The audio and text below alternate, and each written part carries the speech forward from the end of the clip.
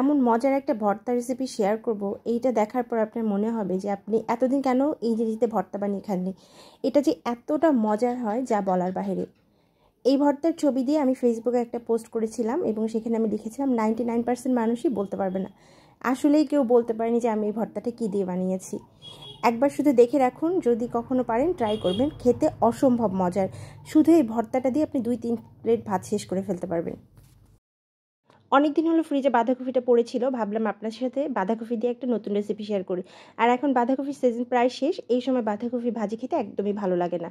বাঁধাকপিটাকে আমি চিকন করে কেটেছি, মানে একদম চিকনও না মোটাও না, যে কোনোভাবে কেটে নিতে পারেন, যেহেতু এটা ব্লেন্ড করা হবে। এখন ব্লেন্ডার জারে নিয়ে সামান্য একটু পানি দিয়ে আমি এটাকে ব্লেন্ড করে নিয়েছি। বাটির উপর একটা ছাঁকনি দিয়ে তার উপর বেটে রাখা বাঁধাকপিগুলো দিয়ে দিচ্ছি, যেন বাঁধাকপির এক্সট্রা পানিটা পড়ে যায়। বেশি পানি থাকলে আবার রান্না করতে অনেক বেশি সময় লাগবে, যার কারণে এরকম ছাঁকনিতে দিয়ে বাঁধাকপিগুলো সব আমি রেখে দিচ্ছি। সামান্য একটু পানি দিয়ে যেহেতু ব্লেন্ড করেছি, যার কারণে বাঁধাকপি থেকে পানিটা একটু বেশি বের হয়, আর বাঁধাকপি থেকে নর্মালি একটু পানি বেশি বের হয়। এভাবে চেপে অতিরিক্ত পানিটা আমি ফেলে দিচ্ছি, একদম শুকনো করে নিব না, হালকাভাবে চাপ দিচ্ছি যেন অতিরিক্ত পানিটা পড়ে যায়। এতে করে যেটা হবে, রান্না করতে সময়টা কম লাগবে। রান্নার জন্য ফ্রাইং প্যান বসিয়েছি, এতে আমি সামান্য পরিমাণে তেল দিয়ে দিচ্ছি। তেলের কোনো পরিমাণ নেই, 1/3 কাপ মতো দিয়েছি। এরপর এখানে 1 টেবিল চামচ কুচি করা রসুন আর 1/2 কাপ পেঁয়াজ দিয়ে দিলাম। পেঁয়াজটা হচ্ছে আপনি বাঁধাকপির পরিমাণ বুঝে দিবেন। এরপর দিয়ে দিলাম ছোট চিংড়ি মাছ 1/2 কাপ থেকে একটু কম, আর 3টা কাঁচামরিচ চিড়ে দুভাগ করে দিয়েছি।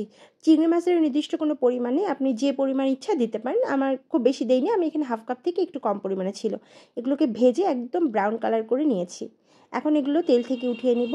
তেল ঝরানোর পর ঠান্ডা হয়ে গেলে তবে এগুলো আমি ব্লেন্ডারে দিয়ে ব্লেন্ড করব। খুব বেশি কিন্তু আমি মুচমুচে ভাজা একদম ডিপ কালার করিনি, হালকা একটু ব্রাউন ব্রাউন করে ব্রেস্তার মতো করে ভেজে নিয়েছি। এতে করে ভালো হবে টেস্টটা।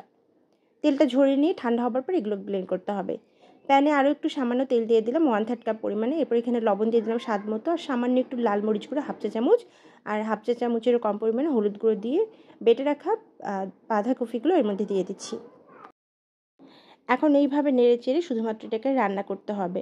বারবার নেড়েচেড়ে দিয়ে রান্না করব। এবার প্রথমে মশলার সাথে খুব ভালোভাবে মিক্সড করে নিয়ে রান্না করব ঠিক ততক্ষণ পর্যন্ত যতক্ষণ না বাঁধাকপিটা পুরোপুরি সেদ্ধ হচ্ছে এবং বাঁধাকপির পানিটা পুরোপুরি টেনে নিয়ে বাঁধাকপিটা ড্রাই হয়ে যাচ্ছে।